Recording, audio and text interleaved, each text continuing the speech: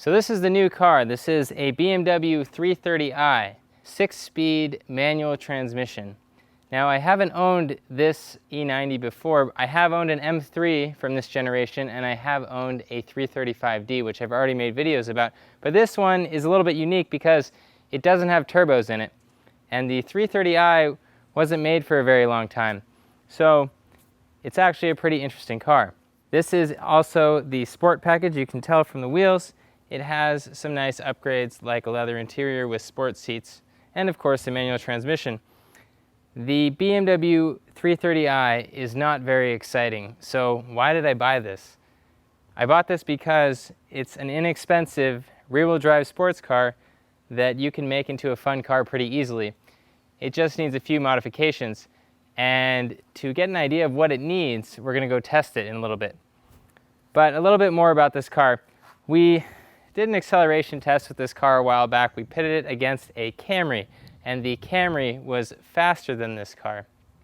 And they're similar in power, similar in weight. So how does that happen? BMW put a differential in here with a very long gear set, and so when you drive this car, you notice that it really could be woken up by putting in some gears. And we're going to do that as we move forward. But let's take a look inside. Let's see what we got here.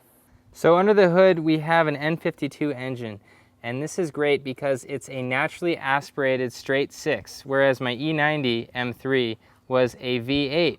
So this is sort of the traditional BMW engine. There's no turbos on it like a 335i or a 335 diesel. The great thing about this car is how cheap it is. These are under 10,000 bucks now. The leather seats hold up quite well. These are the sport seats, so the adjustable bolsters. The other neat thing about this is that this car is actually lighter than the 335D, actually lighter than the M3 that I had. And I had a stripped down model of the M3. And so this is a very neat car. Let's go take it for a test drive. So what do you notice right away? This car is very quiet. There is not a lot of noise, which is great. The AC is nice and cold. I have tinted windows. I'm not too fond of BMW's transmissions. They're a little bit rubbery, but we can work on this. You see there's some play here. The other thing that you notice up here is there's no temperature display. There's no oil pressure. You just have a gas gauge, you have a mile per gallon gauge, you have your odometer, you have your speedometer, and you have your tachometer. And so it's a very simple display. And now the problem with the E90 330i is that the water pump is electric and it is known to fail. And that's not listed on BMW's standard maintenance procedures, but over the years people have seen them fail, they've blown up their engines, and it's become a standard maintenance thing. And so one of the things I looked for when I bought this car was whether or not the water pump had been done. Now the first thing that you notice when driving this car is that the gears feel too long.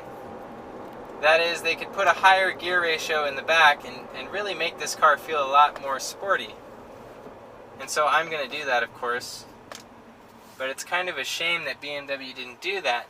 The other thing that they didn't do with this car is they did not put a limited slip differential in it. And that's another shame because having a limited slip differential is a ton of fun. So it's a pretty peppy car. 0 to 60, when we tested it a long time ago, we got a 0 to 60 of 6 seconds. The steering feel is nice. The handling is nice. The sport seats are nice because they hold me in place while I'm zipping around on the back roads.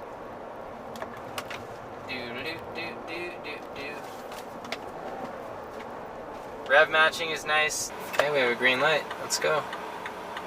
This guy's texting in front of me. Alright, so we'll come out here and give it some gas. I'll give you full pedal.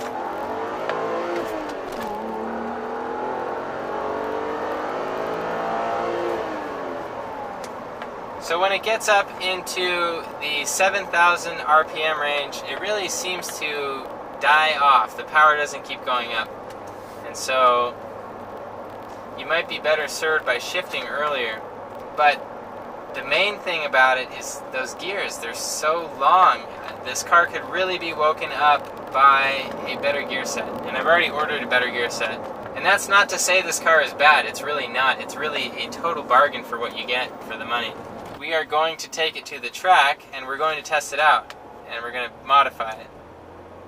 And that's part of the fun of this. And the exciting thing about the 330i is that it is one of the most reliable BMWs.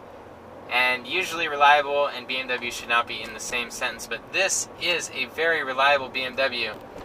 And that's one of the reasons I like it so much. I just haven't been able to find one for a good price. And so I found this one recently and I jumped on it, and here we are. Also, thank you for all of the guesses on the cars. I think someone guessed this car correctly. So, that is all I got for you. Thank you for watching. Make sure that you enjoy your car.